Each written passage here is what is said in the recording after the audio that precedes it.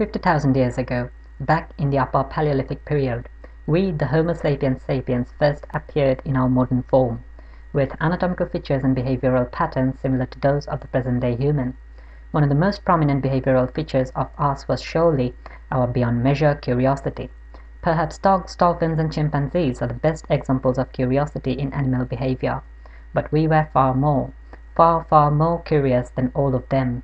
We confronted almost everything in order to understand, to be familiar with, and to conquer. In one rainy day or night we looked at the cloudy sky and saw it lightning. In utter amazement of our minds we looked at the stunning beauty in awe. We had no clue at all about why it happens and how it happens, so we said to ourselves it must be a sign of God. We bent over, knelt down, and started praying to Him. We kept bending over and kneeling down until finally, back in the 18th century, a man by the name of Benjamin Franklin told us that it has nothing to do with God. It's all just electromagnetism. Lightning is a discharge of static electricity. For various reasons, clouds get ionized. Ionization means having an unequal number of electrons than the protons in an atom. If there are more electrons than protons, it's negatively charged. If less electrons than protons, it's positively charged. Negatively charged ions have a thermodynamic tendency to throw off their excess electrons in order to return to their ground state. They keep looking for positive species, and whenever they find one, their excess electrons are violently rushed towards the positive ions, and we see lightning. If they find those positive ions in clouds, we see cloud-to-cloud lightning, and if on the ground, we see cloud-to-ground lightning, whichever is closer to them. Now we are even able to induce artificial lightning in clouds. Finally, we understand the lightning, and our God retreats. Not only the lightning, all other photoelectric phenomena such as fire, will-o'-the-wisp, and so on had been mystified, enigmatized, and often stigmatized by us, in a false belief that we will never be able to work out their mechanism. They will ever remain a mystery. But they did not. Now we know fire is the emission of energy in form of light and heat by the oxidation of a carbon species. We now know that will-o'-the-wisp is the emission of excess energy in form of light and heat by the oxidation of a phosphomine species. Phosphomine is the ammonia with its nitrogen replaced by phosphorus. Phosphomine is produced by decomposing organisms. Will-o'-the-wisp is seen in marshes, bogs, and submerged lands. Finally, we understand natural photoelectric events, and once again our God retreats. In the middle of the 14th century, all on a sudden people all around Europe started dying. Their lymph nodes started getting swollen, their skins blackened, and their bodies started decaying even before they were dead. We didn't know why, we could not find any reason, so we thought it must have something to do with God. We are talking about the Black Death brought to Europe by the bubonic plague, which killed 50% of the European population. It took 1.5 centuries for Europe to recover from that population bottleneck. Total death toll was 100 million. 7 million died only in Britain. It is caused by the KIN strain of a gram-negative bacteria called Yersinia pestis. It is a model organism in the study of genetics and microbiology, so we have its entire genome sequenced. Now we know it secretes a polypeptide toxin which has a domain conserved also in the anthrax toxin.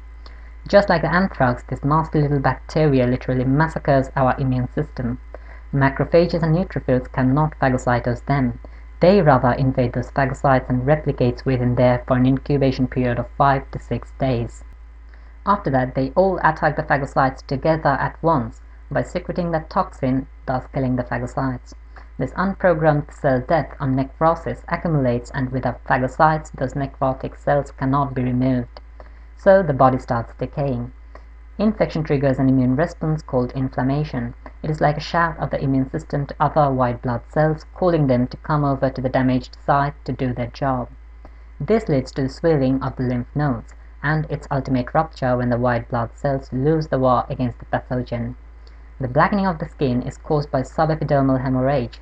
Epidermis is the outermost layer of the skin. Bleeding on the epidermis will not cause any spillage of blood, but the damaged site will be blackened just like the blunt force trauma. Like most other tissue damage, this specific kind of damage also stimulates the pain receptors or nociceptors to propagate an action potential up to the brain, thus telling the brain to feel pain. Dying in bubonic plague was a painful and horrible death. Stop here for a bit and think. We all are given death sentence by the ruthless nature which understands nothing but the survival of the fittest. Bioscience grants our mercy petition. It spares our lives. Without the understanding of bioscience, each one of us would have died at least a dozen of times in one lifetime.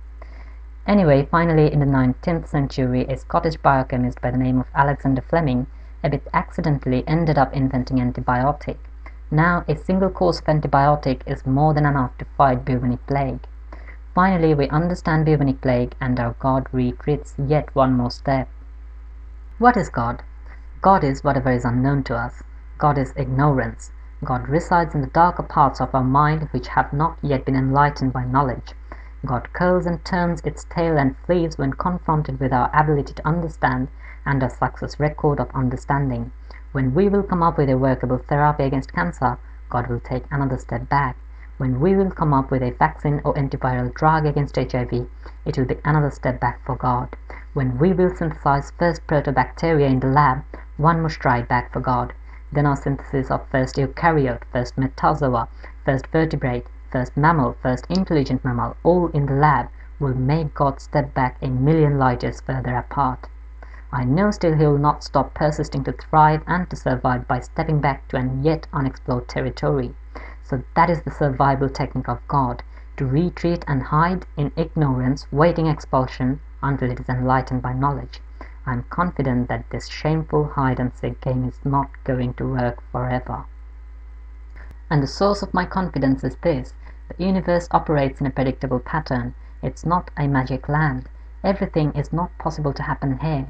Whatever happens must happen in accordance with some laws and rules, and the number of these basic underlying rules are finite. Because the universe itself is finite, it spans only some 13.7 billion light years in radius.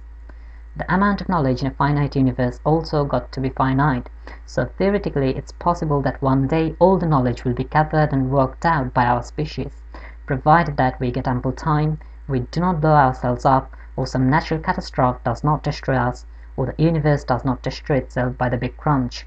God resides in our ignorance.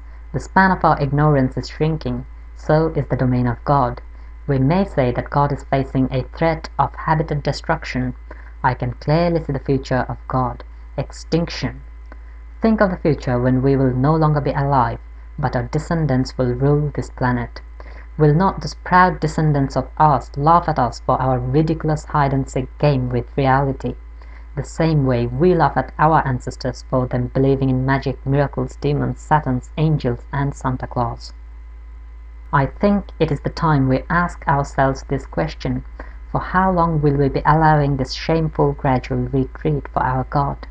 Will not the time come someday when his back will touch the wall? Will he not absolutely run out of space to take a single step back any further?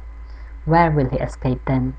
Will not there be only one option left for him, which is an unconditional surrender to humanity's mind-blowing and brain-busting capability to demystify and to understand? I would rather prefer to take him off and crush him in a nearby dustbin along with all his holy scriptures and prophets, because I know otherwise he will be crushed off anyway, even if not today, then tomorrow, even if not by me, then by the future descendants of mine.